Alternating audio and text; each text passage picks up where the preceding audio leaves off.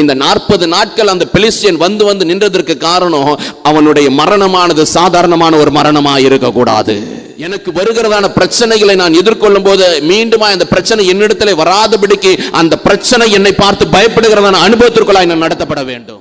இதே பிரச்சனை தொடர்ந்து வந்துகிட்டே இருக்குதுன்னா இன்னும் நீ அதை சரியா ஹேண்டில் பண்ணல, இன்னும் நாம் அதை சரியா ஃபேஸ் பண்ணல, அதனாலதான் அந்த பிரச்சனை தொடர்ந்து வந்துகிட்டே இருக்கு. பார்த்து எல்லாம் ஓடுறீங்க, அந்த ஒரு மனுஷனை பார்த்து இவ்வளோ இஸ்ரவேல் ஜனங்களும் ஓடுறீங்க, ஆனா எனக்குள்ள இருக்கிறவர் அவனை காட்டிலும் பெரியவர். அவன் சொன்னா, நீ ஈட்டியோட கேடயத்தும் வருகிறான், ஆனா நான் யாரோட நாமத்தினால வருகிறேன் தெரியுமா? நீ நிந்தித்த இஸ்ரவேலின் ராணுவங்களின் தேவனுடைய நாமத்தினால உனக்கு முன்பதாய் வருகிறேன். கூழாங்கல்ல எடுத்துட்டு போனவன் அவன் பட்டயத்தை எடுத்து அவனுடைய சிரசையை வெட்டி போட்டான். இந்த இடத்துல நான் இப்படி சொல்ல முடியும், இந்த 40 நாட்கள் முடிவில் என் தேவனாகிய கர்த்தர் உங்களுக்கு எதிராக இருக்கிறதான சத்துருடைய தலைகளை சிறை சேதம் பண்ணும்படியா என் கர்த்தர் நிச்சயம் உங்களுக்கு பலனை கொடுப்பார். கையை தட்டி ஆண்டவருக்கு நன்றி செலுத்தி